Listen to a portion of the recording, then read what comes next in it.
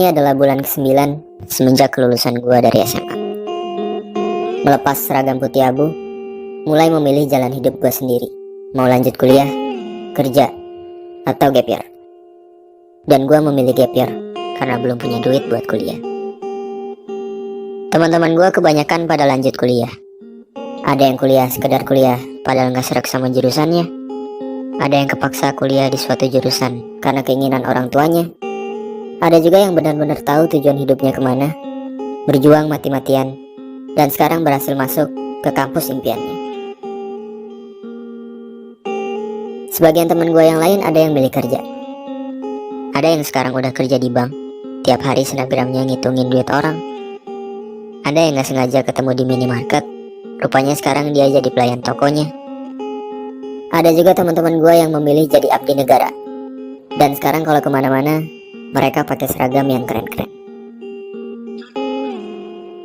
Sementara itu gue yang menunda kuliah di tengah jalan mulai berpikir, apakah gue gak sebaiknya nyari kerjaan tetap aja?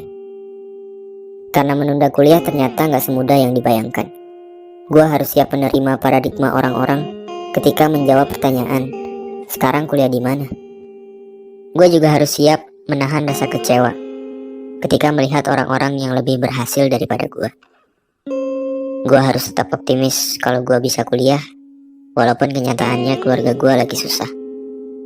Dan gue harus tetap belajar, walaupun rasanya gue mau nangis melihat kedua orang tua yang masih bekerja di usia senja demi mewujudkan cita-cita anaknya. Akhirnya yang gue lakukan adalah belajar sambil kerja. Kerja apa aja yang gue bisa. Gue bisa ngedit video, gue manfaatin buat ikutan lomba-lomba video di internet. Gue bikin video-video pernikahan. Gue juga jadi freelancer, ngerjain tugas kuliah orang-orang.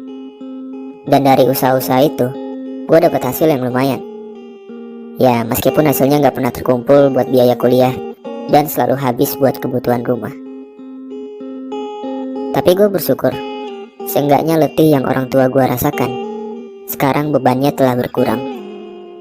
Dan keringat yang bercucuran kini berganti dengan senyuman. Kehidupan setelah SMA membuka mata gue bahwa hidup sejatinya adalah seni memilih. Memilih mana yang mendingan.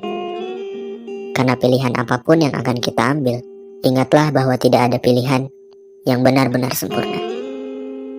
Mereka yang kuliah pernah bilang, enak ya, dia udah kerja, udah bisa jajan pakai duit sendiri. Mereka yang udah kerja juga pernah bilang, enak ya yang nunda kuliah, bisa nyantai-nyantai di rumah. Sedangkan mereka yang menunda kuliah bertanya-tanya, kapan ya gue bisa kuliah? Bisa gak ya gue keterima kerja?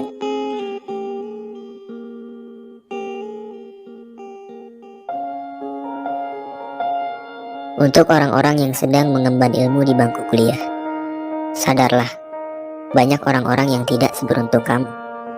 Jangan menyia-nyiakan kesempatan yang kamu dapatkan.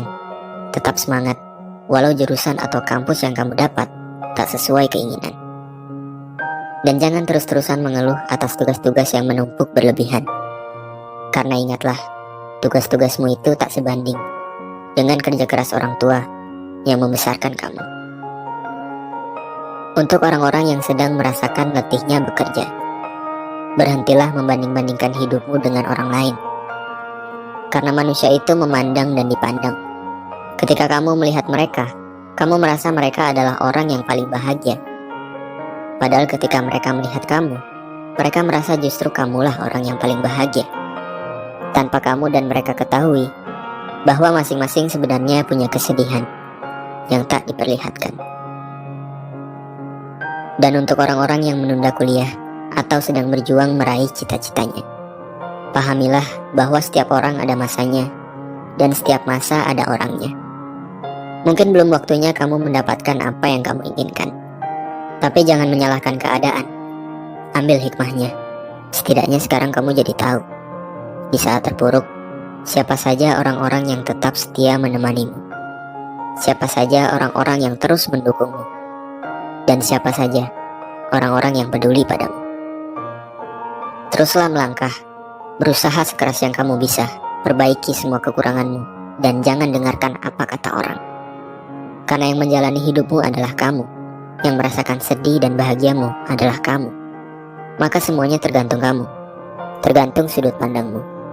Bagaimana cara kamu menyikapi setiap cobaan? Apakah dengan bersedih, berlarut-larut, atau malah bersyukur atas pelajaran yang kamu dapatkan dan berusaha bangkit dari keterpurukan? Dan berdoalah, minta kepadanya supaya kamu cepat bertemu dengan waktu. Waktu yang tepat di saat impianmu terwujud, waktu yang indah di saat kebahagiaan menyertaimu, dan waktu yang sempurna di saat ayah dan ibu berkata, "Kami bangga padamu."